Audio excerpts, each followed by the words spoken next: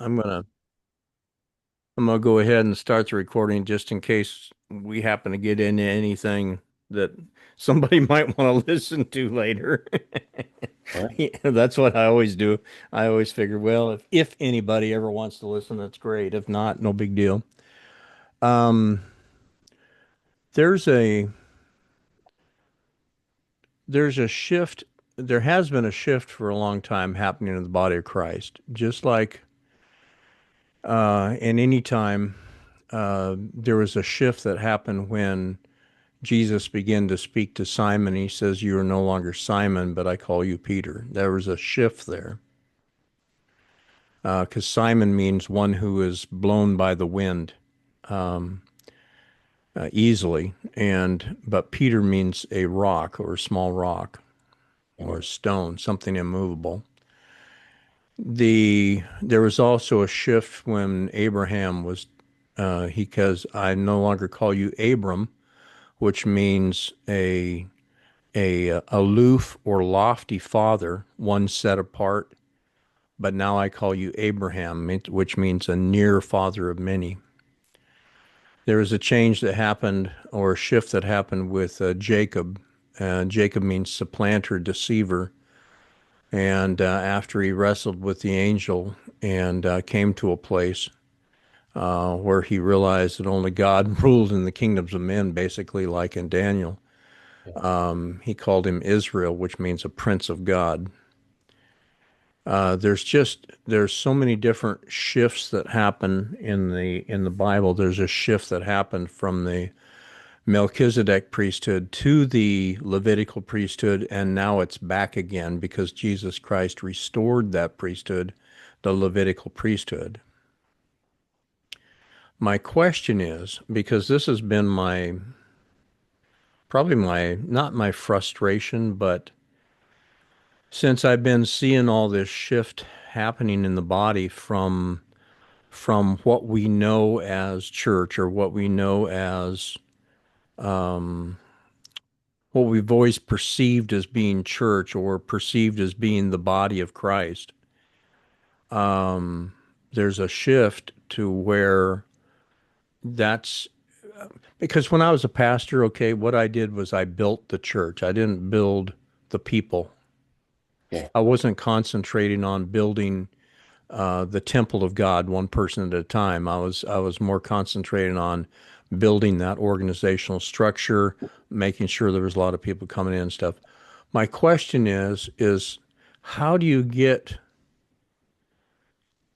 how does a shift happen in somebody's own heart or own mind to where they're actually able to receive or that, to see the shift that God is doing or to see the shift that is happening? Because I just, I know it's taken me like 30 years in some areas to see the shift totally, but I'm just wondering how that happens in an individual's heart. It has to be a process.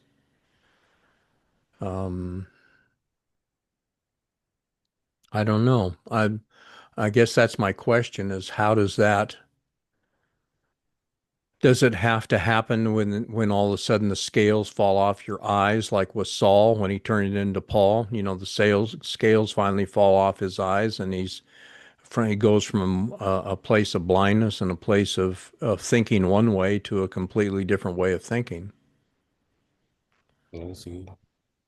So I don't know what triggers that. I don't know what happens in a person's life. I guess if I tried to figure it out, I'd work by a formula then rather than working by the Spirit of God. But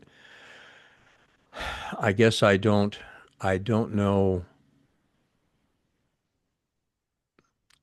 See, I've talked to pastors over probably the last 20, 30 years and talked to them about how the word pastor is only used once in the whole New Testament.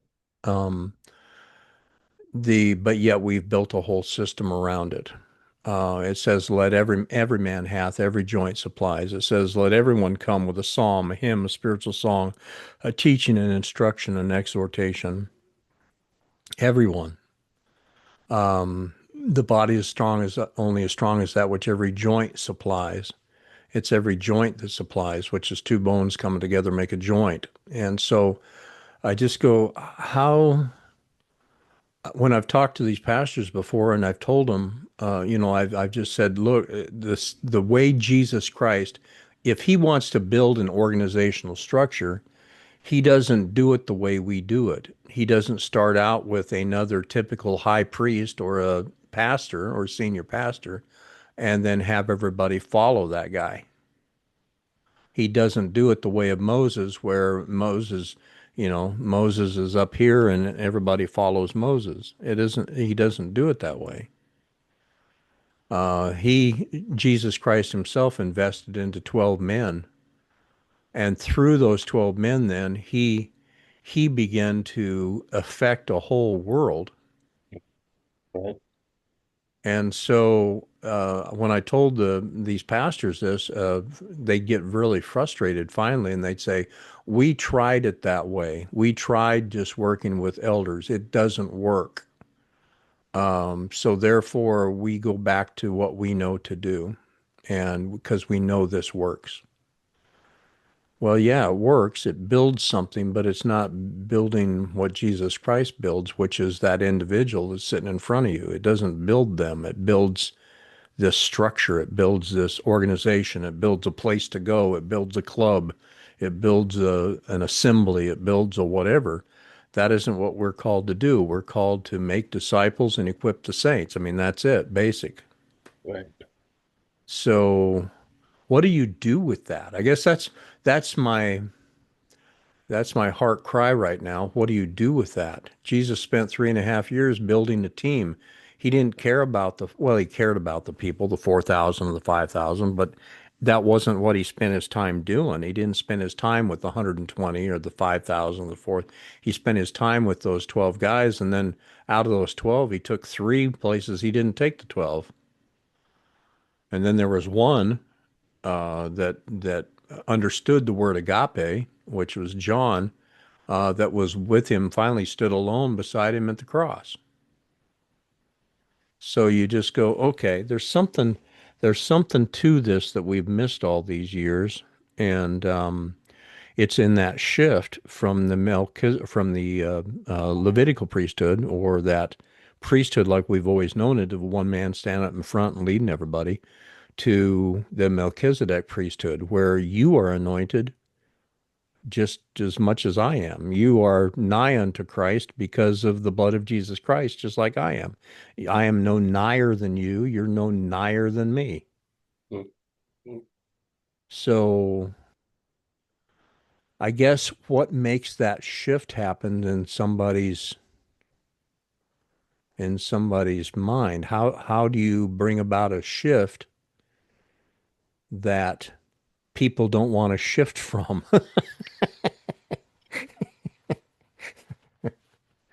Do you remember the story? Have you read Nehemiah recently? No, no. Nehemiah is really interesting. Okay. Nehemiah gets this vision from God and gets a word from God. He says, I want you to go rebuild Jerusalem. I want you to go to Israel. He's not in Israel. He's someplace else. He says, I want you to go to Israel. I want you to rebuild Jerusalem. So he tells Cyrus, I think it's Cyrus, he tells the king, whoever the king was at that time, he says, the Lord told me to go do this, so I'm going to go do this. And he says, okay, that seems like a great thing to do. So he gives him letters to all the kings and the kingdoms between wherever it was he was to Israel. And on those letters, it says, give this man whatever he needs. He's going to go build Jerusalem. So he shows up with all this stuff. Um, and he basically knocks on the doors of the gates of the elders of the city, or the people in the city. And he says, I'm here. And they say, what for? And he says, well, I'm here to rebuild Jerusalem. And they said, what's wrong with Jerusalem? I mean, it's fine. He says, well, you have no gates, you have no walls, they've all been burnt. Your houses are all burnt and in disarray and kind of a rubble. I'm here to rebuild. And they go, we don't really need it. Everything is fine. And they set about to kill the guy.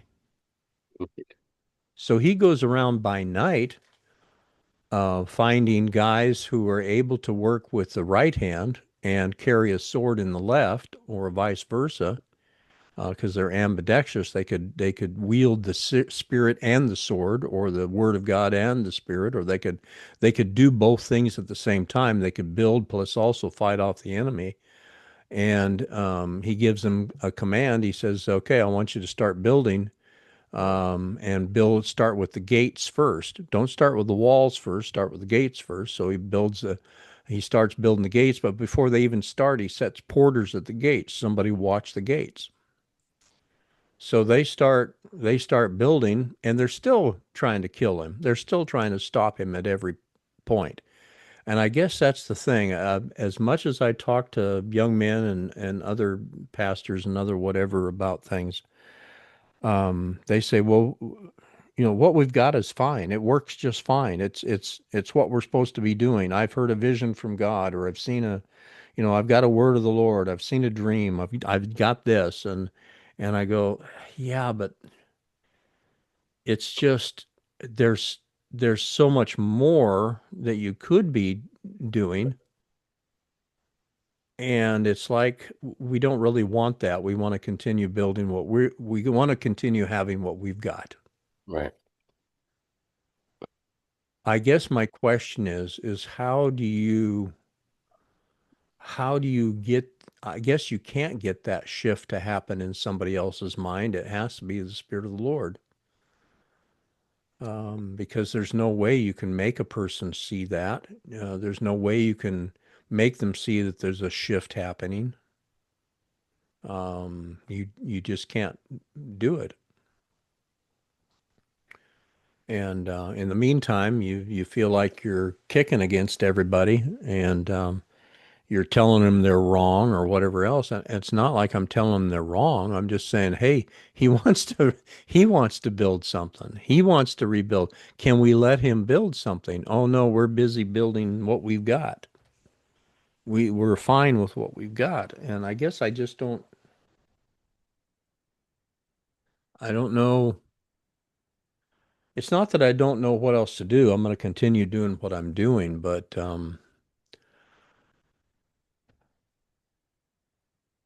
I guess it's just how do you like I have on that shirt, shift happens. Right. How do you can keep telling people that shift happens and they're all excited about the shift, but they don't want to do whatever the shift takes.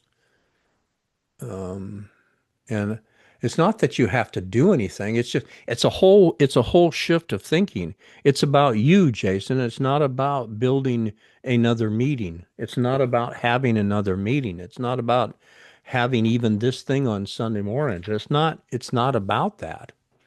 The whole thing is about you and your journey and what you're called to do, and bringing you into the fullness and stature of the measure of Christ, the anointed one, the holy one in you.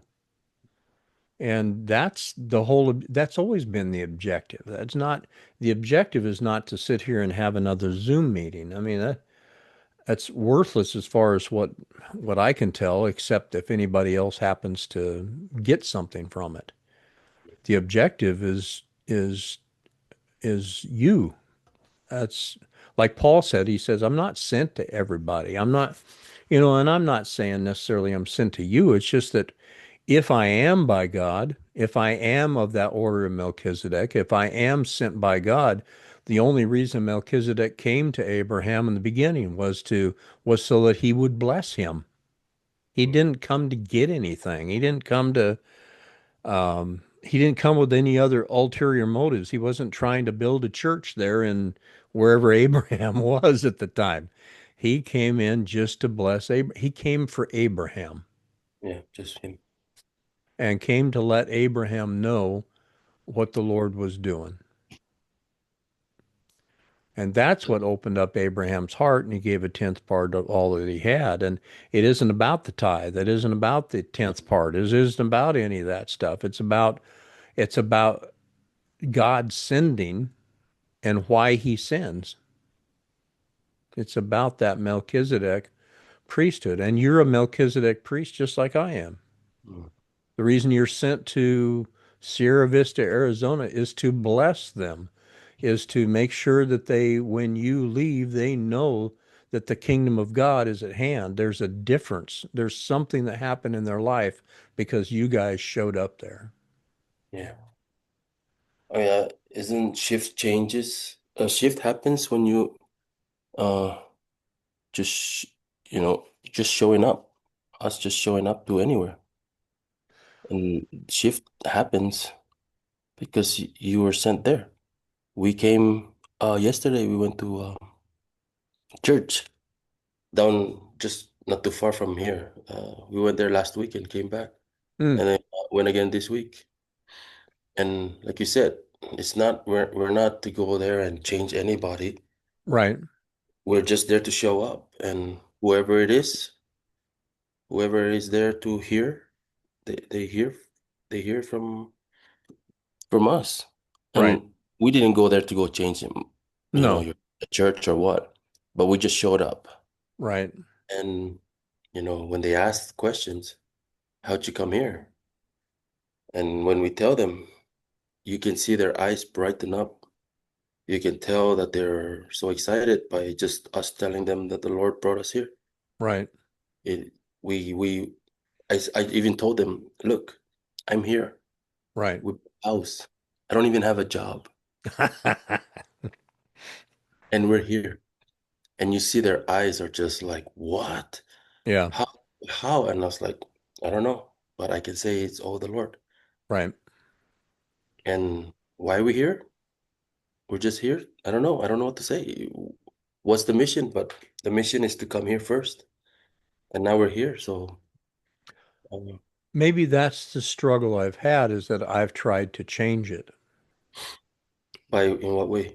I've tried to make the shift happen. Maybe that's the way. Maybe that's the problem is in my mind. I'm trying to make a shift happen than somebody else's heart or mind or whatever. Maybe that's the issue. Because that would definitely bring frustration if I'm trying to make a shift happen and nothing's happening. I I believe that that would you know they will have deaf ears if you are the one that are initiating the conversation and start just telling them your whole life story on how the Lord brought you there. They're not going to hear me. Like I just did here at the beginning of this. No, you're asking a question. So, uh, I and most of the guys here at that church we went to, I think a few of them or a lot of them are prior service or Oh, is that they're right? Well, still. yeah, of course, Sierra Vista, I guess. And one of them, I think he was this. I don't know if he's the pastor was last week, and then he was like, this guy was speaking yesterday, and I didn't see him last week. He just showed up this weekend. But he is part of the church. I don't know. I think he's one of their elders or something, Mm, and I think he's retired or going to retire. Yeah, he's in the Marines or something. I don't know. mm. I didn't really get into details, but then the pastor came and we were just talking. He was introducing himself. And then he just asked some questions, and I told him, how we came here, just a little bit. I didn't want to go into details, but and then the pastor came. You need to ask him how he came here. And then so he's like, oh, so he started talking, and I just start explaining. You see his eyes lit up, and he was excited, and all these things. Then there was another guy who keeps staring, and I know he wants to come talk to me. I want to go and talk to him because I thought he was from Guam just by looking at him, but instead he's from Texas. Oh, really? Yeah, Guam, Texas? Mexican. He's a Mexican. Oh, Yeah, Latino. So we were just talking, and then he keeps coming by and smiling and just he wants to say, I know I just felt that like this we need to talk. Me and this guy need to talk. right. And the moment he came and introduced himself, and they were like, "Oh, you guys need to share your guys' story to each other because what you just shared with me would really help this gentleman." I Huh. was like, "Oh, really?" And so we talked for a little bit. He's still in the army. He's, I think, an officer. I think he's captain or a major. Hmm. And he started explaining what happened. And he's I think he's going on leave next week or next month, and then he's retiring in January. Oh, So wow. I said, "Oh, so you're just sailing now?" He's like, "Yeah, next month, once I get all my paperwork, I go into transition and I'm done. I get my leave and everything and all the other leave that I'm supposed to get." I was like, "Oh, wow, that's, yeah, 6 months, 6 months worth of leave of not doing anything." Yeah. And So so shift is happening for him. for him, yes. And as he was sharing, I can we can relate. So most of Right. I talked to some of the soldiers there. I can relate to where they're at and how they're Yeah. struggling. And as he shares his story and what the Lord's done for him, you can see his eyes. He wants more. Hmm. He wants more, but his plans, because officer, Right. they're up there and always trying to get ahead. Right. He's learning to just step back and just listen to the Lord. He said they were trying to buy a house in Texas, and their the loan was approved and everything, a construction loan and all. The trucks were ready to go and build their house, but the Lord kept shutting it down. Hmm. And so he said, "Well, I guess we're not going over there." And I was like, "Well, you know when you know that you know, and the Lord tells you no, He Right. shuts it real fast." And he said, I believe that we're still gonna be here." And I was like, I just listening to him, I said, I believe that too. Hmm. Believe that you're not ready to go yet. Right. And he said, I still like, I feel like I have things to do here first. Huh. I go, everywhere you go, there's Right. training ground right now for you. And when you're ready to go, the Lord will open that door for you. Right. And when I shared with him how we came here, his like his questions were like, he just tells you. I was like, I think the first time it was hard for us when we were in Alaska. I mean, the first time he told me to get out, that was hard for me because Right. he didn't tell me audibly. He showed it to me. Mm. Date. He showed me the date, and while I was looking at the date, and when they came and prayed over me, I was like, "Why are you praying over me?" I was Right. so upset when they came and all these people came and prayed over me, and I was like, "What did I do? What did the Lord tell you that I did something wrong?" I was like, "Hey, I started. My mind was to start to think that, what did I do? What happened? Did Right. I say something? Did I offend somebody?" But I just sat there and I was like, "Okay, Lord, just go ahead. Go ahead and pray over me." And then next thing you know, after I saw the date, I knew what it means. Right. And then his hands was right there. I can see a hand, just, "Come on, let me pick you up." Right. I don't want to. And when I finally did, it was comforting Right. because I said, if I'm gonna let go of this, I'm gonna have to trust you. And his hand was still there. So when I took it, I never looked back. But then as other times, the other days where we said we were going to Hawaii, and then, you know, it was hard because this is home, Right. Alaska. And then we moved to Hawaii and then to Salome.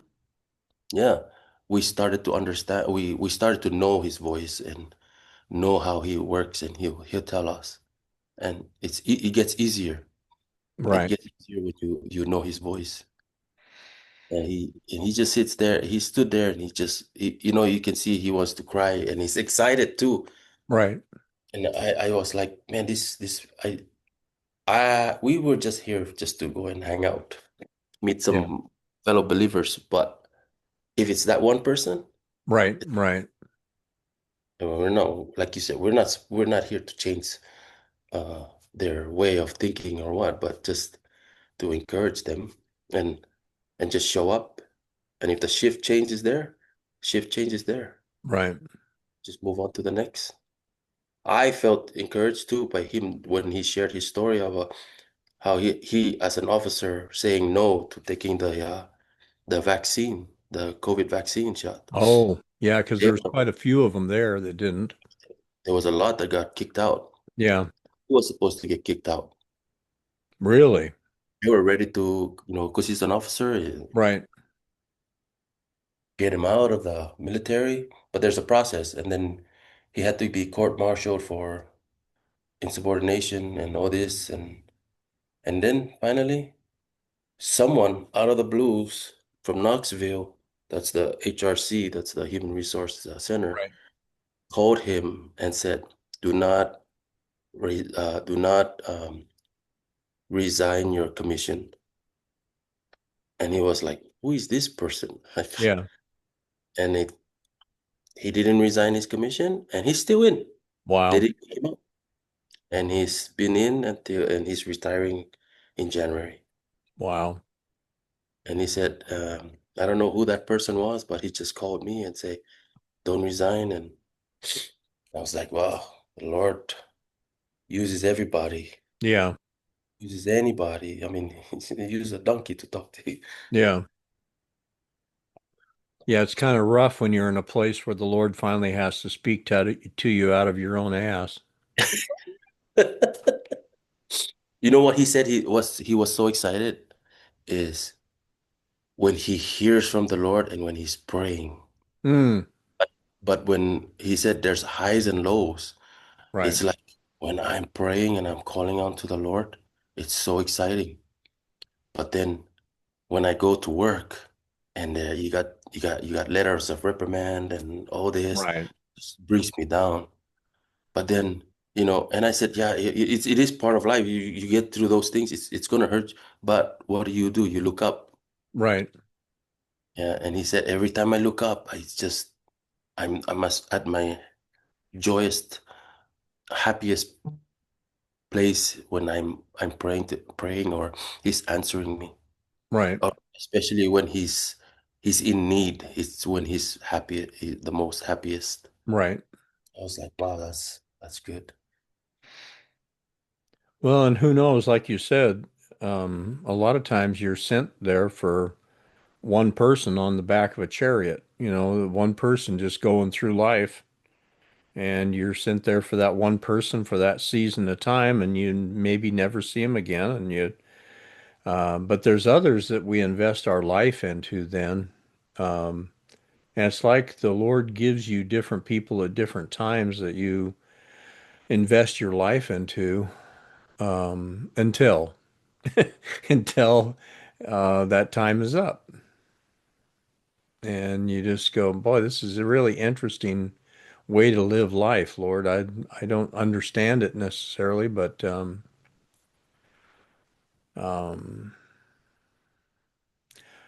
I guess that's the thing about the shift that I was talking about is that it's actually a shift in a way of thinking.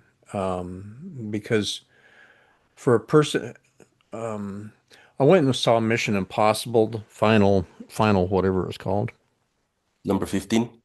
Yeah, number 15. This one says it's the final. They leave it open-ended though, so they can have another one. Yeah. But anyway, the thing that they kept saying about him is that Ethan Hunt, his whole thing is about his team. He'll do anything for his team. He'll do anything for, he'll give up his life for any one of his teammates. And I thought that's what Christ did. He spent his life for those guys. He laid down no greater love as any man than this, then he laid down his life, his mind. That's the word suke there, which is your soul life or your mind, will, and emotions, ambitions, desires, the goals, intent, whatever. It's you lay down that so somebody else can live. And I guess that's what he's been trying to teach me too over the last several years is doing that for my wife first and foremost. Jerusalem first, basically, my family, just so that they know that I will never leave you nor forsake you, not even to the end of the age, but you give up your own, whatever it is you desire, so that they can live, whatever that means. Mm. And so they have life and that more abundantly. And you just go, Lord, there's a shift that you're doing in me toward that end. Um, I guess what brought me into this is that there's a young man who asked me to kind of come and be a part of something that he's trying to build a church. Okay. At first of all, he was going to do this ministry thing, and it was going to be like a coffee house, and it kind of morphed into something else. And he said something really interesting. He said, "What I want to do is build this church type thing where people come and they don't know who the pastor is. They don't know who the leader is. They can't quite put their finger on who the leader is because everybody shares their part, everybody." And he says, "I want it to get big enough to where the money is coming in so that I'm finally able to go and do what the Lord has called me to do, which is go to the nations." He wants to go to different nations. He wants to go, out.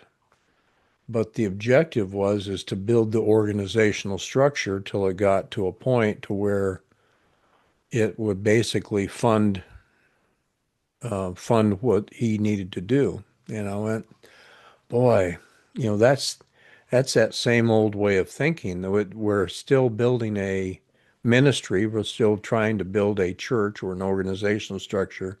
Well, instead of the people, somewhere along the line, every time the people get lost, that person right there in front of you gets lost. And when you're trying to build this bigger group all the time. And that's where the Lord told me here a while back. He says, if you'd stop trying to do my job and just do what I told you to do, I will build my ecclesia or my body or my assembly, my people, my whatever. I will collectively bring them together. That's not your job. Your job isn't to set them in the body as you see fit. It Yeah. isn't your job to set them as members in a body. It isn't your job. Your job is to pour your life into that bone that's next to you so they can live. Mm. And I guess that's the shift that I know is happening, that I know is taking place, that I know has been taking place in the body for a long time. But it's a mental thing that happens. It's something that happens in you change your way of thinking.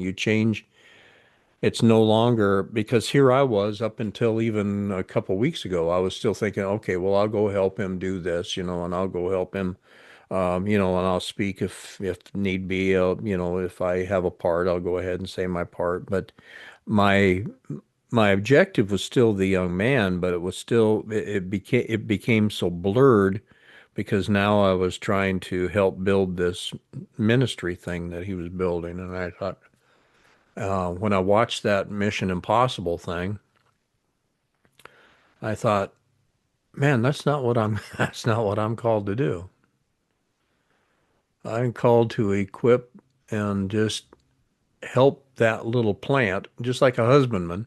A husbandman, all he does is he's like a farmer. He sees a plant and he helps it get to the next stage, whatever that is.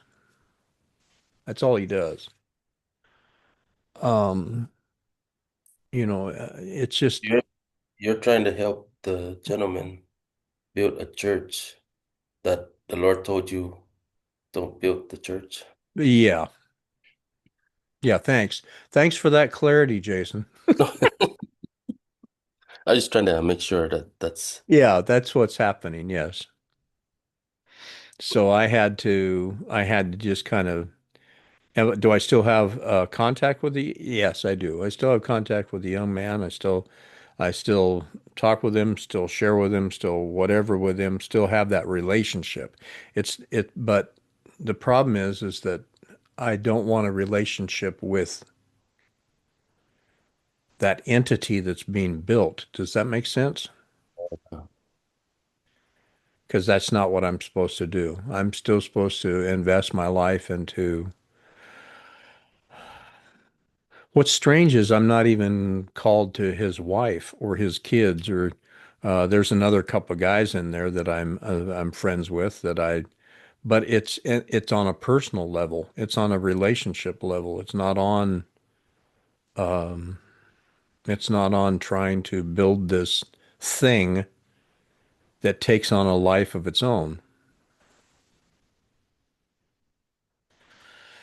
I don't know. I don't know, Jason. I guess I'm still walking through it. Maybe that's why I just needed to say some things out loud again, just so that I can get them out there.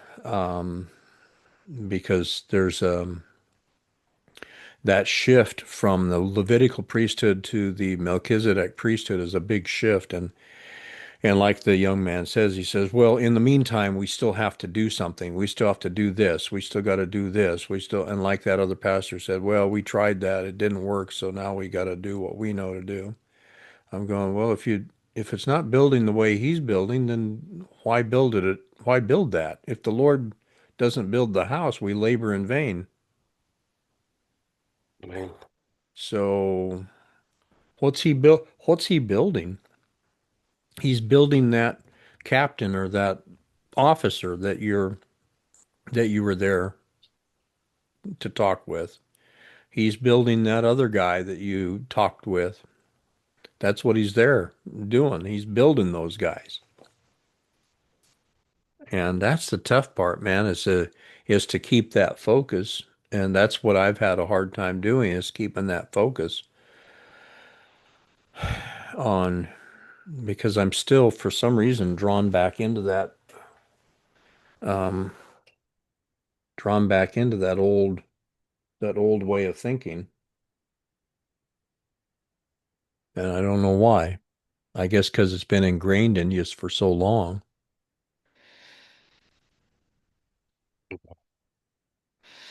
Did you know that it says that you were born into Babylon? You were born into religious confusion, Babylon. But out of that will I deliver you. There I will deliver you. We came out of Egypt, the world, just like Israel. Is the whole thing, the whole Old Testament tells our progression that happens to us. We came out of Egypt, the world system, the world whatever. And we're doing fine for a while, but we complain because we can't really find God. We can't really figure out how He's leading us.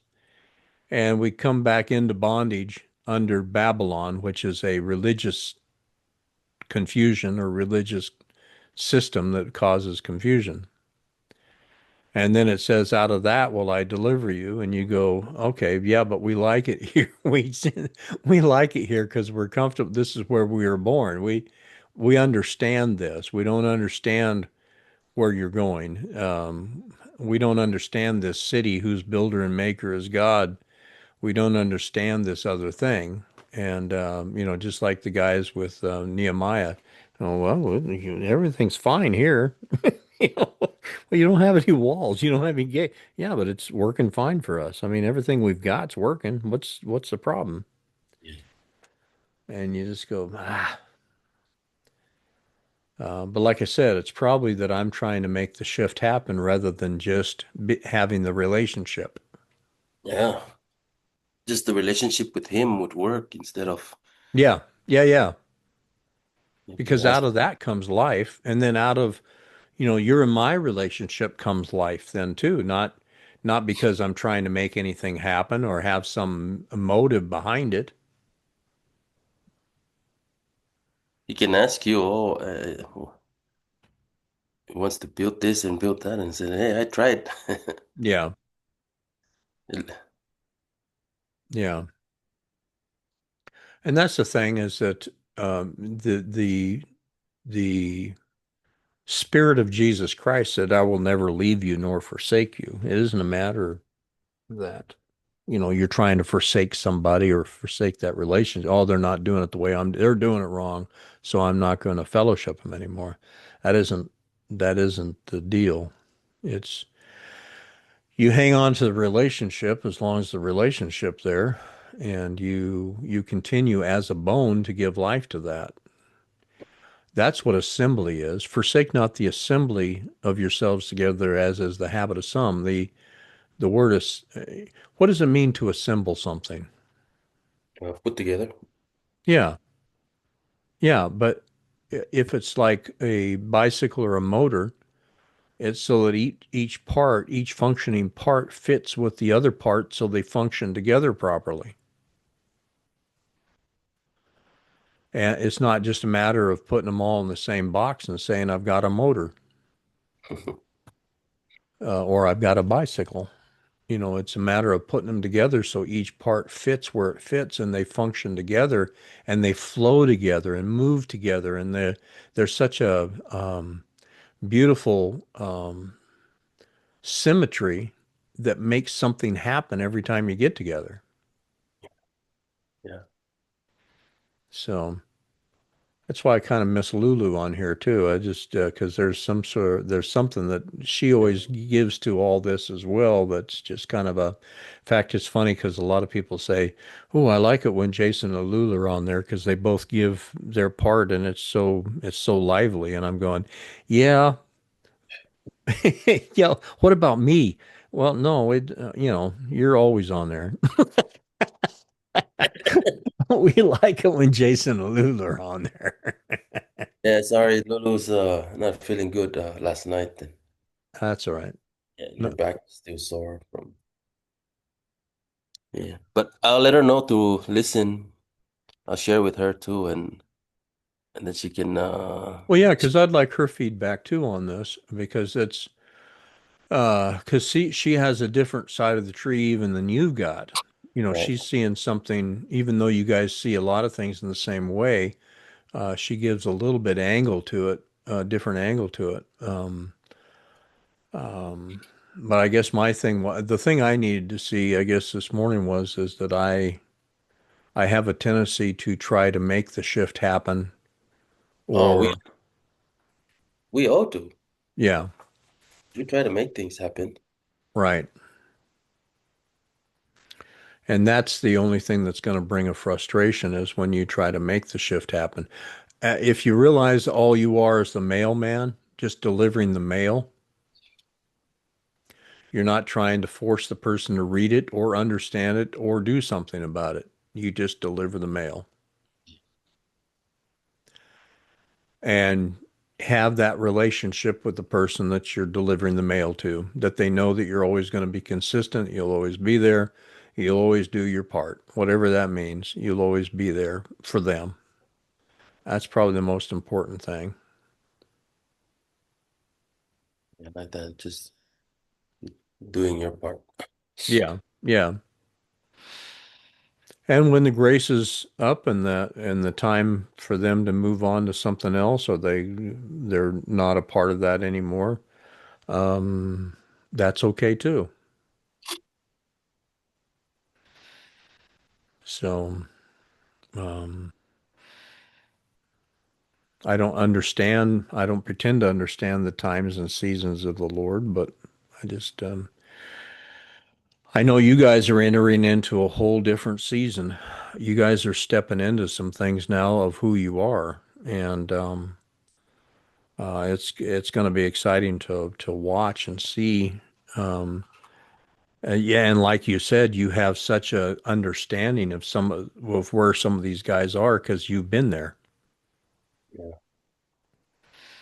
especially with the military background. You guys understand a lot of that. So a lot of other people try to speak into it, but they don't have the understanding or the the understanding of the spirit that works them, because there's probably a certain spirit that works them from that angle.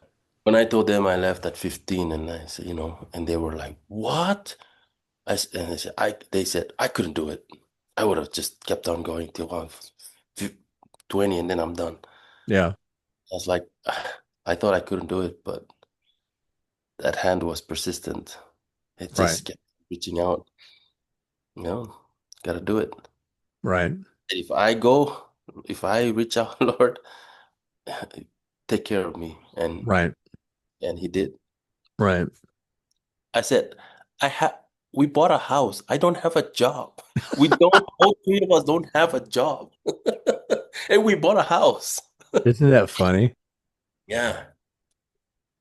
If you guys are listening, we bought a house without a job. Who does that? Yeah. Yeah. Who in their right mind even does that? Who in their right mind gives a loan to somebody who doesn't have a job? Right. And we add extra $10,000 so we can get the house before the closing costs and all. My land. Who does that? Yeah. Wow. Yeah. And a couple days ago, we were kind of struggling. Not struggling. You know, we're everything is good until, you know, we're sitting there not doing anything and just started to think.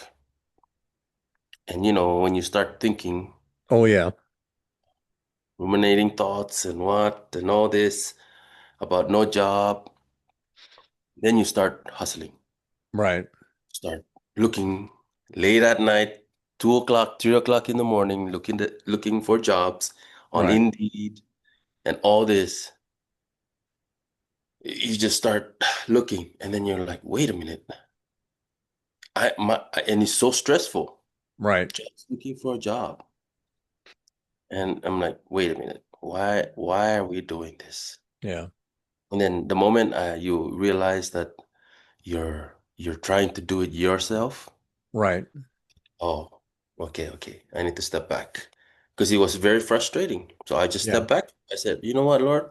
We bought a house without a job. We didn't think of bringing. We thought of bringing the business here, but it's hard because I'm brand new. Nobody knows me. Right. Right. So we're gonna just trust him. And we said, that the job is gonna come. Right. Just like he brought us to those people in Salome, he brought us, you know, the right people, and the right job is gonna come up and Right. take it. But as of right now, we need to stop rushing and doing things ourselves to find a job. Right. Because we're like that at that moment we were like desperate. Right. Any kind. I don't care, garbage truck.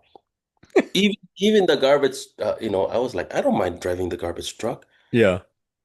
but I have to have a CDL. So I'm like, oh, okay. I'm willing to do that. And I Right. didn't care. I know they pay good, but again, I don't have a CDL, so I'm like, okay, that's not for me. Even Right. though I was willing to do it, but it was not for me. So all these jobs just close. Huh. Either I was overqualified or they Yeah. just they just saw that I'm just like I applied for Lowe's, sales rep for flooring. I was Oh, like, that's my forte. yeah. I didn't even get considered to go to the next round. Really? Yeah, Oh, five that's years. funny. I was like, wow, I was like, you know what? That was all me. Yeah. That was all me and my pride and all this. Oh yeah, it easy money. I got this. Nah. I was like, yeah, you're right, Lord. I went back off. Yeah. I'll just wait. So in the midst of a shift, you wait. Yeah, You don't press.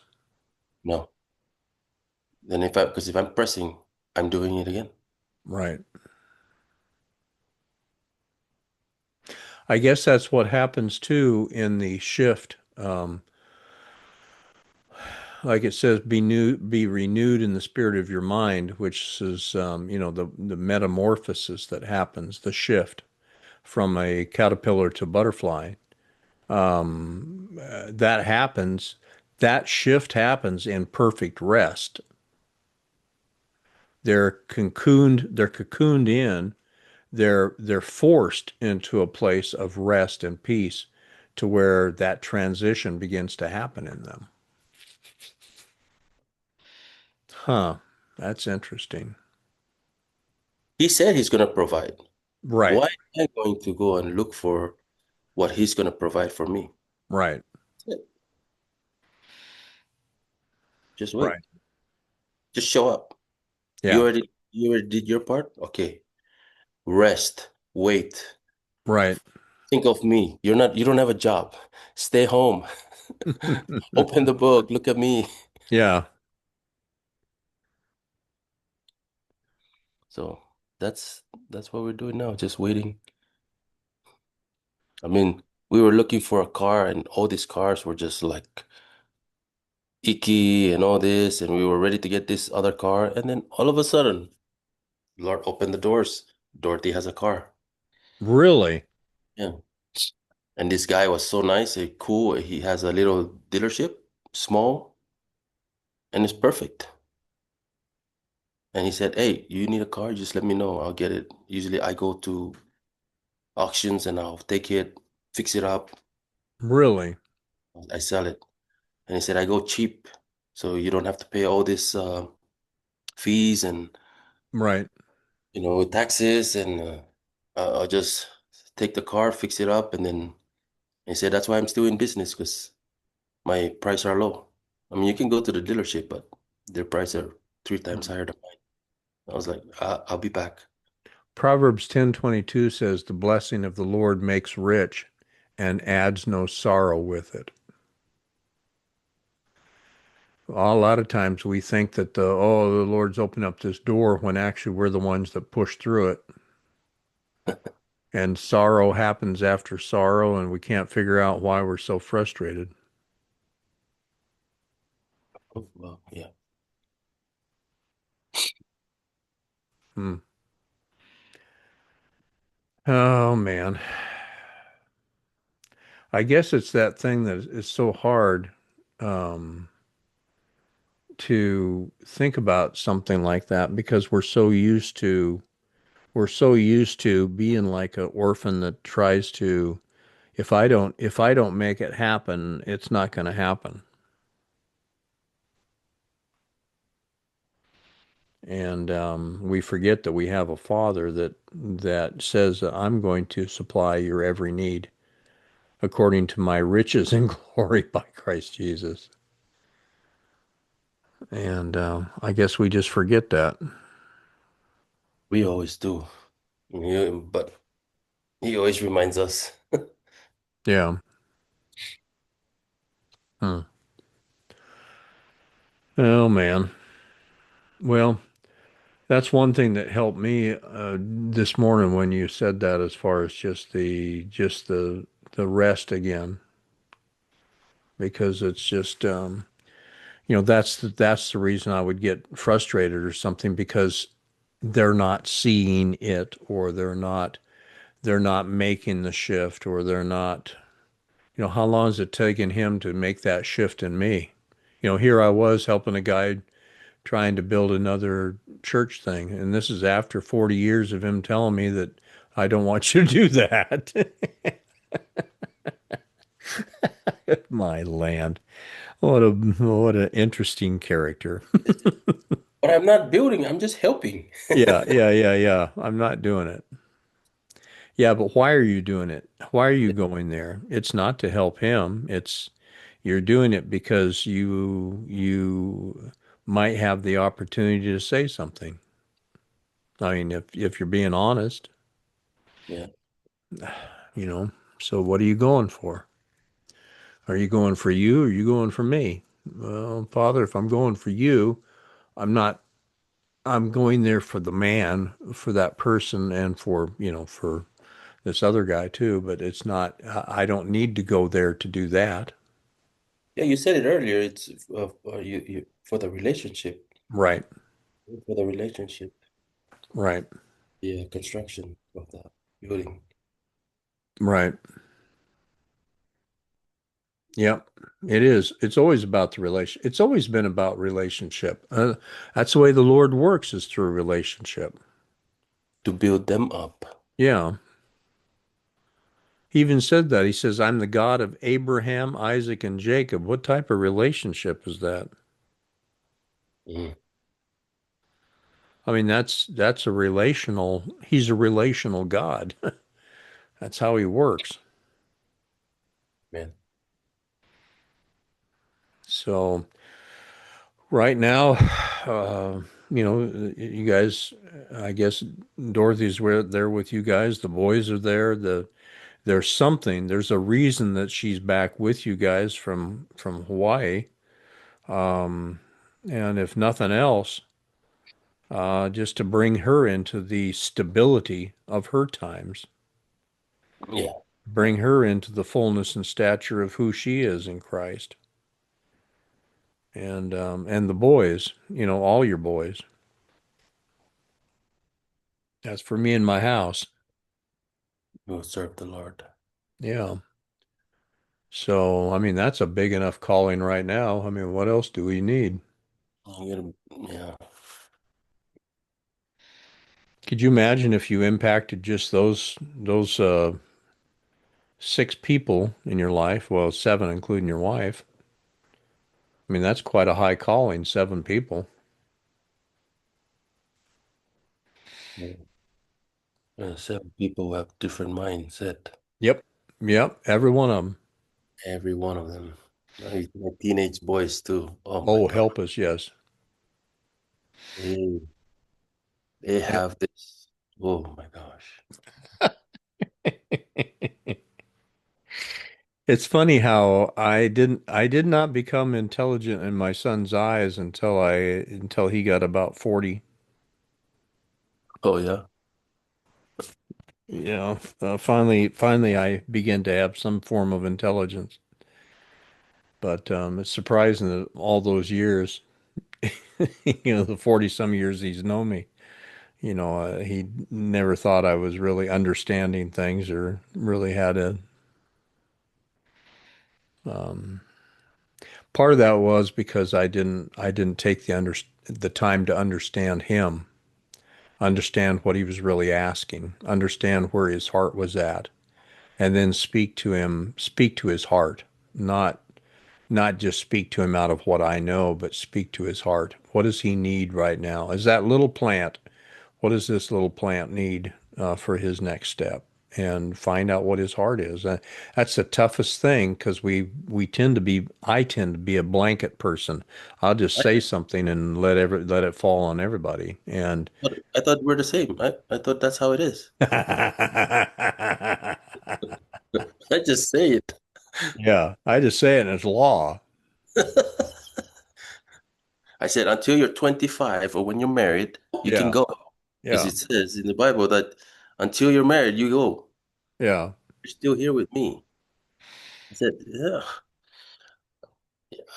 Yeah, Steve. This where his heart is on his telephone. Ah, His heart is on this video game. And I was like, oh my gosh. I was like, nope. Yeah, I put the game here. I limit it. But man, the phone, they're addicted to it. yeah. The whole generation is. But Yeah. the thing is to find out where their heart is now. Even like with my son, where's his heart right now? What really turns his crank right now? What can give him life right now? What what can bring him into not I'm not talking the phone or a video game or anything, but what can give him life? And and then because our Father's a creator, we've been made in his likeness and image. So I create things for us to do, or I create things that we can go and be a part of or whatever, so that it brings them involved into something that brings life as opposed to whatever it is they think it is. And that's probably the toughest part is to be an instigator, to be to be one who is the catalyst of life in their life, that brings them. Hey guys, let's go do this, or hey, we've got hot dogs and marshmallows. Let's make a little cookout over it. Let's make a little fire back here. one time, one time we decided to cook marshmallows and we just had the stove. So we used the stove and just cooked marshmallows over the electric stove. It worked. Yeah, it worked. Not very well, but it worked. But it's an experience. I mean, it's something that's going to be, they remember the things that you initiate. And that's God initiated. You know, he sent his word. He initiated. He initiated the relationship with us. He initiated it. He didn't wait for us to initiate the relationship. He initiated it. I chose you. You didn't even choose me. Before you even call, I answer. I mean, it's, that's the way he works. He's an initiator. And he wants us as a father, as a son of God, to initiate in things that he's initiating. But I mean, you initiate that life in somebody else.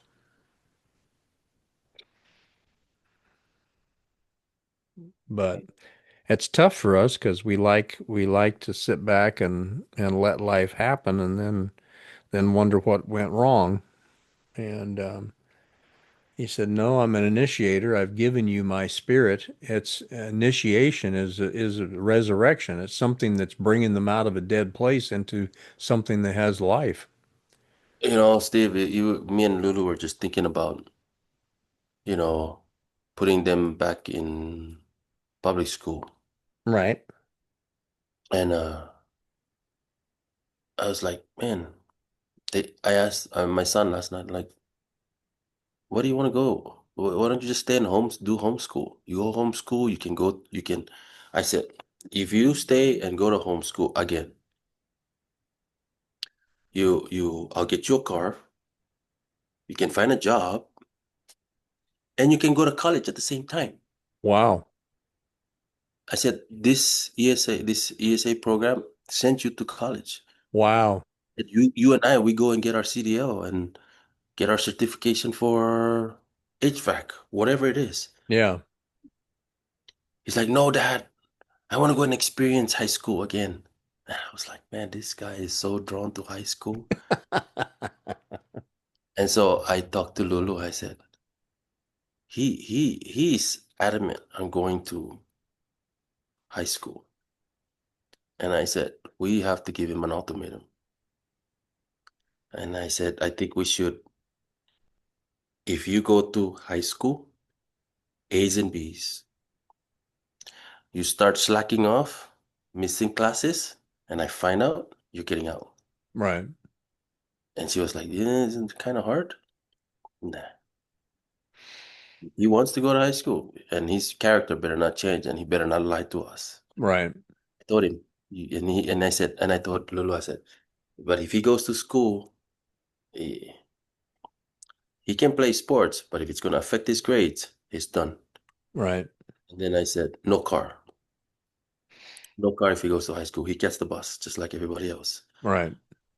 But if he stays in homeschool, this is what he gets. Mm. And she's like, yeah, just tell him. Let's tell him. And I kind of threw it at my son, and he was like, "No, Dad, I still want to go to high school." Like, what the- Really? Well, that's he didn't even think twice. He's yeah. like, "No." I was like, oh, "Okay." Yeah. Well, that's I don't want to always be hovering over him. I want right, him to right. make decisions And too. dictate. We're not dictators. But if he if he gets a C, he's got the next quarter to make it up. And if he doesn't, Right. eh, you're not learning anything. Right. I mean, you don't really learn anything in high school. Nowadays, everything is computerized, ChatGPT, and Yeah. That's true. It writes your papers for you. yeah, Isn't that crazy? yeah. But we kind of struggle a little bit on that part. But this time it's three boys going to high school. Whoa. So my two boys, one is freshman, and then the two, my oldest and Dorothy's oldest are junior. Oh, wow.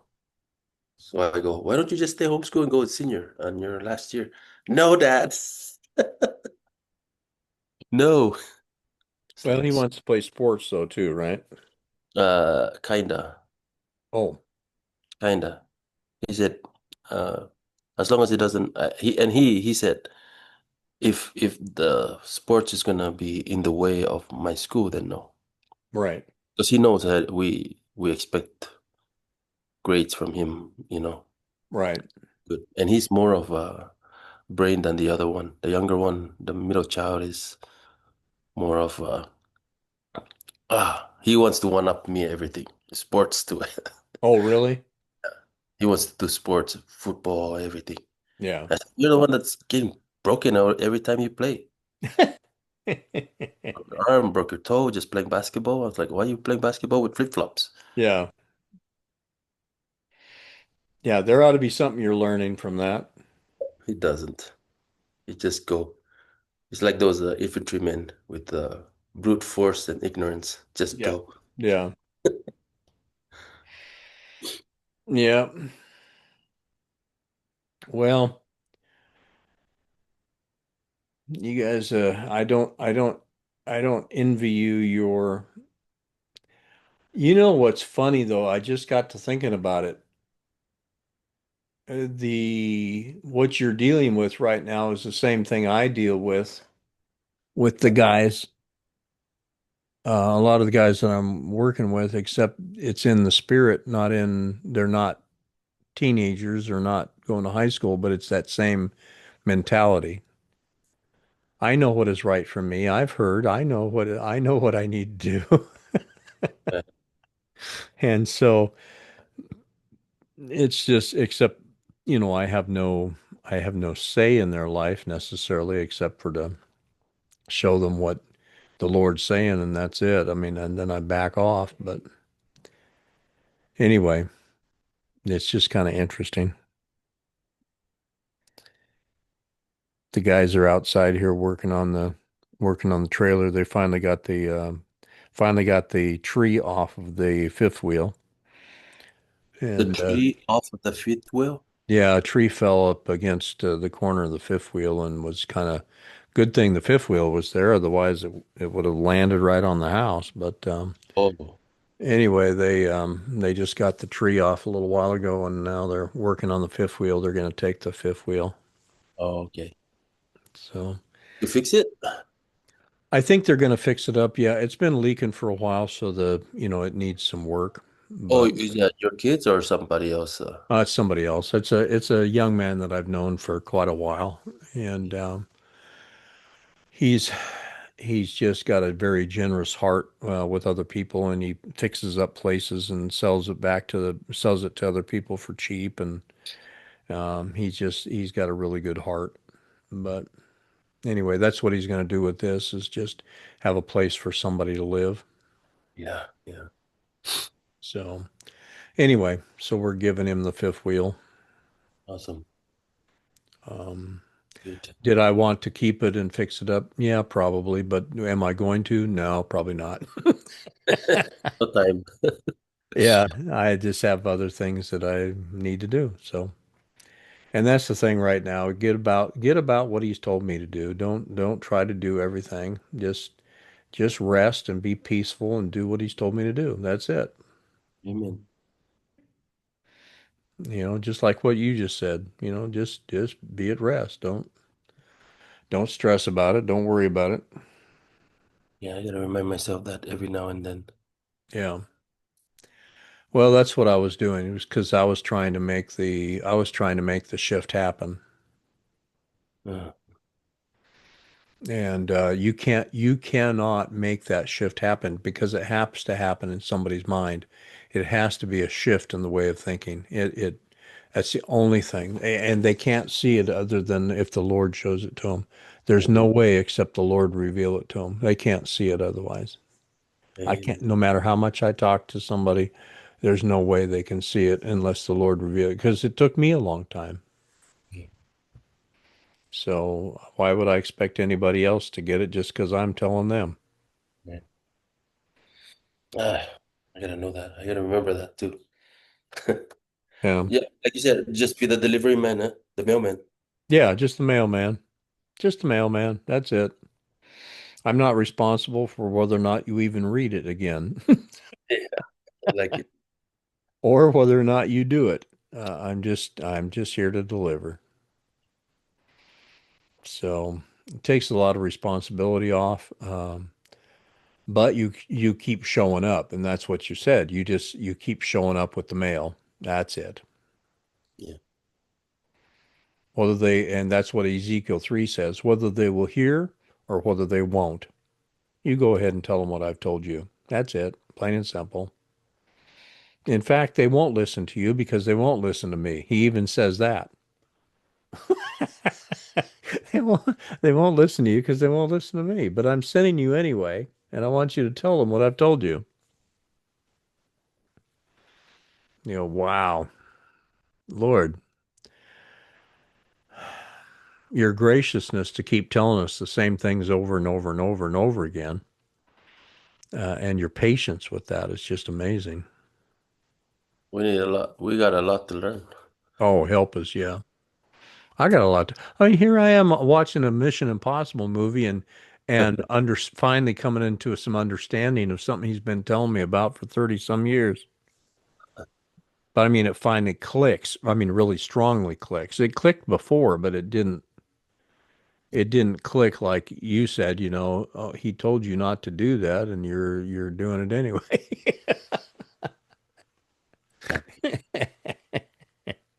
Oh man. Oh, help us.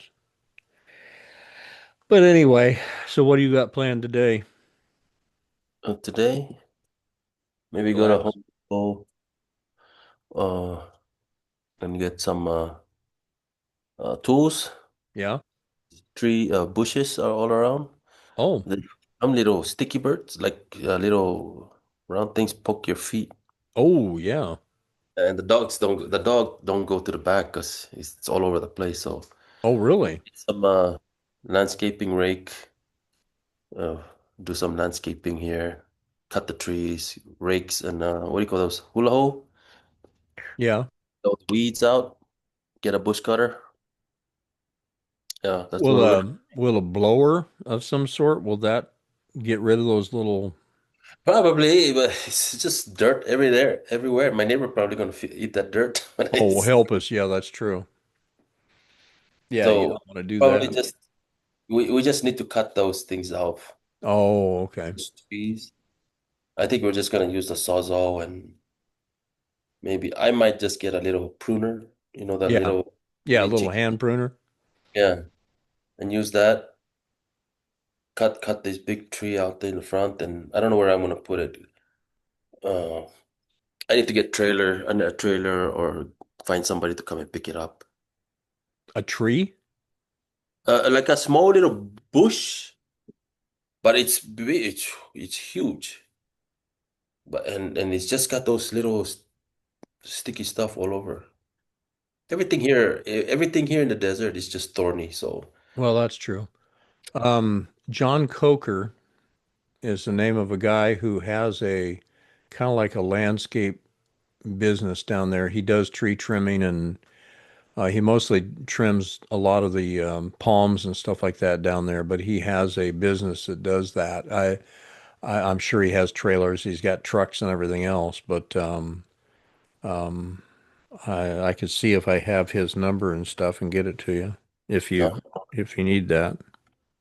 uh, yeah, yeah. But if not, we're just gonna try and do it ourselves. Right. We Well, yeah, can. but I mean, even to haul it off. Oh yeah, yeah. I just need a. I was thinking of getting a small little truck, or just get a trailer, and then, we can Oh, pull it with a van. I can well, do it that's myself. true. But if we can get that thing out, and then just the backyard, we can just put some sods on there. Right. I think I'll do it myself. Grow some grass out there instead of using a sod, Right. but I don't know. I don't know. We're still debating. Yeah, I asked a price. I got a quote from some people that do weed and landscaping. Yeah. just for this little backyard, just to cut, the grass and everything. He said almost $1,000. I was like, with the trees too? No, we trim the trees. I'm like, oh no. Wow, that's a lot of money. You know what? I'll do it myself. I got five boys. Yeah, There's eight of us in this house. We can all do it. yeah. And I've got a couple shovels and a pickaxe. I can take out a bush. Yeah. Yeah. I went We can. ahead and sent you his number. I did have his number in his email. Thank you. Thank you very much. Yeah, if nothing else, at least he can let you know if somebody around you close that has a trailer or something if need be. I was trying to find someone here local, that Right, can get. I just, I don't know. I don't know too much about the Facebook thing, so I'm gonna ask Lilo right. to. Well, Somebody. John's been around there for like 20 years or so. He is a believer, Oh, okay. and he and Bill are pretty close friends. Bill Samadi. Bill Sonati. Yeah, I still have his number. Haven't called him yet. That's all right. I don't know when his next concealed carry thing goes on. You said he has his radio station? Yeah, it's a radio station. I don't remember the call, so I'll look it up and see what it is. It's uh